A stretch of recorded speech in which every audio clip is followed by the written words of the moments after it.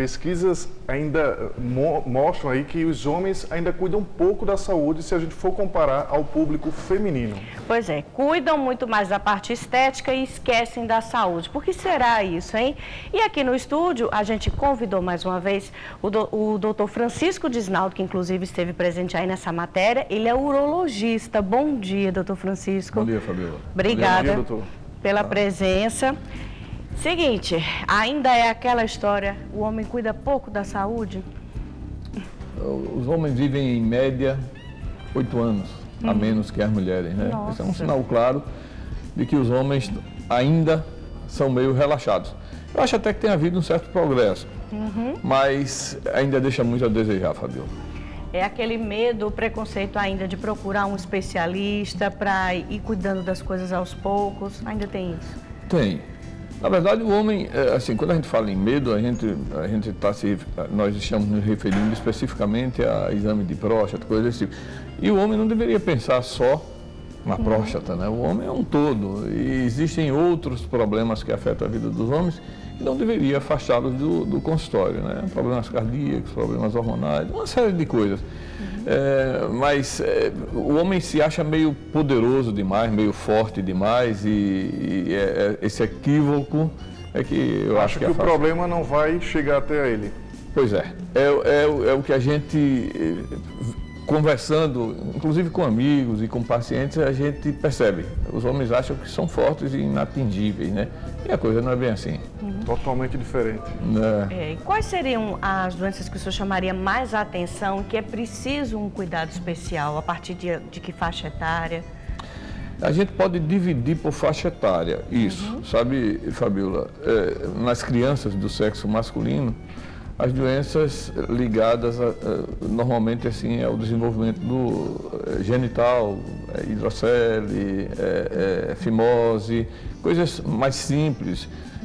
Lógico, se essas crianças apresentam outros sintomas, aí se investiga aparelho urinário e se aprofunda os exames.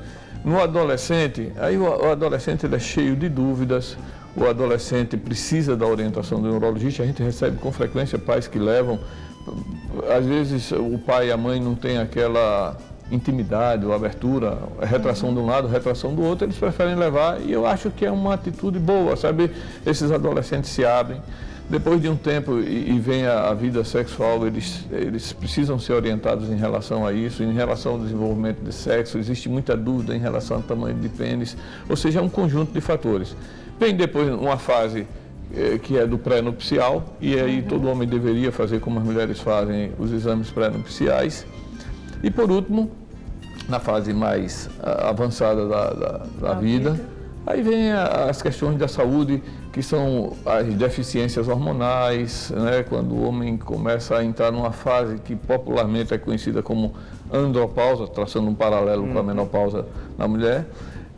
E vem as questões da próstata, do desempenho do sexo. Então, assim, por faixa etária, mais ou menos é isso. Mas todo homem deveria fazer uma consulta periódica ao seu urologista. Muita gente, principalmente os homens, eles têm medo de fazer a cirurgia, a vasectomia.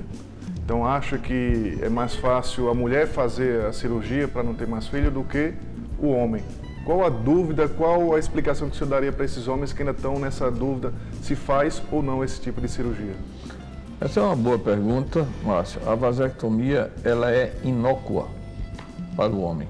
Eu quando vou conversar, tem 3 tópicos que são simples e que a pessoa pode pesquisar, mas eu deixo bem claro, porque é importante ouvir do médico, que é: vasectomia não engorda, vasectomia não aumenta a chance de câncer e vasectomia não causa disfunção sexual, que é o grande temor, né?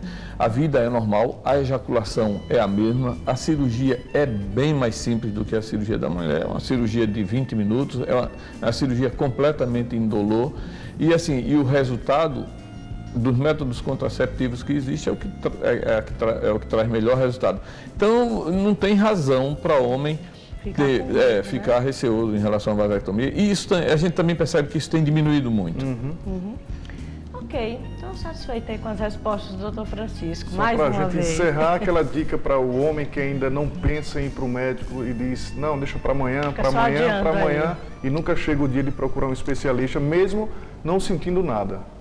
Olha, a avaliação é uma avaliação simples e não adianta a gente se esconder da doença, porque um dia, se ela tiver que aparecer, ela vai aparecer, vai bater na porta da gente, né?